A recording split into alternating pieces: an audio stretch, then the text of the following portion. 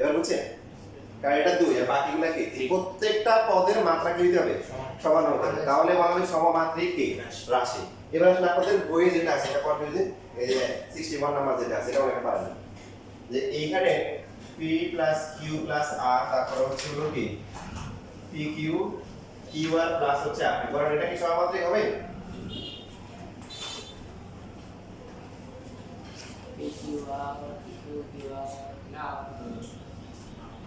কেন হবে না? গণিতে তার মানে আপনাদের বেসিক ক্লিয়ার নাই দেখছেন? পুরো মানে বেসিক ক্লিয়ার আছে কিন্তু বুঝতে পারেন না এটাকে ভালো করে। সমমাত্রিক যখন হবে প্রত্যেকটা পদের মাত্রা সমান হতে হবে। এখন এই পদগুলোকে তো সাজাইতে হবে প্লাস মাইনাস আকারে। এটা তো গুণাকার আছে।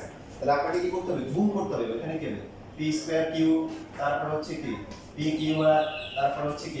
r p square. সেকেন্ডটা কি হবে? p q স্কয়ার তারপরটা কি? q স্কয়ার r তারপরটা কি বলেন? p q r তারপরটা কি আবার কি?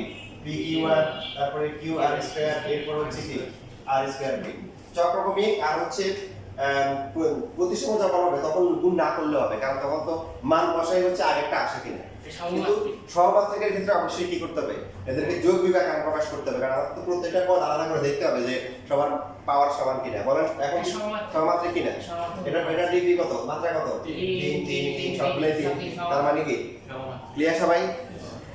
ঠিক আছে, লেখার আজকে একটু বুঝে নিতে এমসিকিউ আছে, প্রচুর এমসিকিউ আছে, এমসিকিউ গুলো সমাধান করবেন। যারা কর্ম হচ্ছে, যারা আগে ক্লাস দেখেন আগের ক্লাসগুলো দেখবেন।